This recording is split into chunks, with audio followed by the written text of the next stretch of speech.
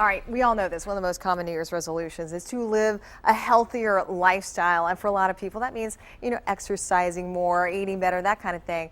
Of course, there's so much more to it. And here joining us now to help us put things into perspective about what's going into our bodies and what we're doing to make ourselves healthier is Cassie Sobelson, a wellness expert. You've been with us before, and we really appreciate you coming back. Thank you so much. It's great to be here. First of all, let's start right here. Right there. What does this have to do with living a healthier lifestyle? Water is one of the things that anyone can do easily and quickly to upgrade their health.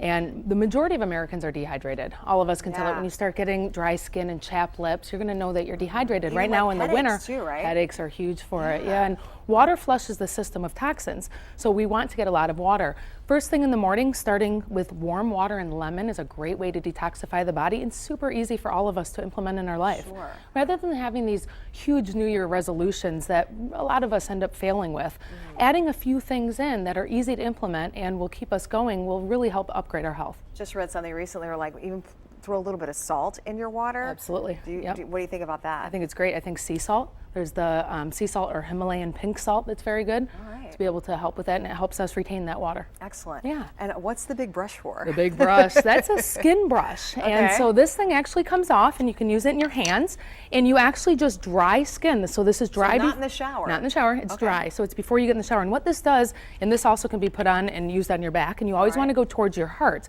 And what this does is it helps us get our lymph system moving. So our lymph system is actually something that helps us detoxify.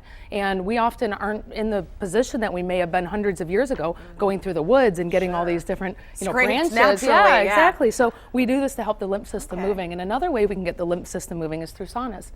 Oh, now everybody loves a good sauna, right? Yeah, exactly. And that with a cold shower, that hot and that cold contrast. Now, do you need to do that more than once in a row, like back and forth and back and forth? You don't need to do any, neither. But even getting a cold shower in first thing in the morning is great, but doing it back and forth will really help your body start to detoxify. Ideally, how often should you have a sauna?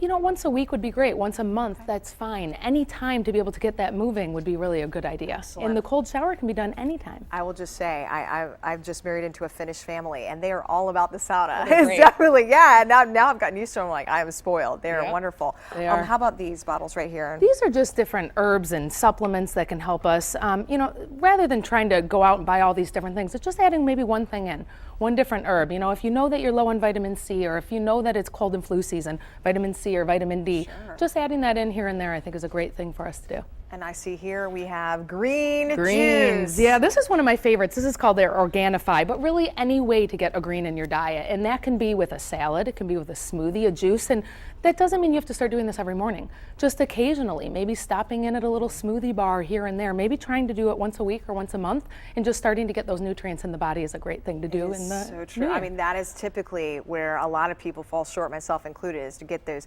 leafy greens in your diet and that kind of thing. It's difficult to do if you're not paying attention, but if you just find a way to do it and add it in, it'll add up and make a difference. Cassie Sobelson, again, our wellness expert. We really appreciate you coming in. Thank you for having me. Such great information, help kickstart 2015. Absolutely. Living right. Thank you.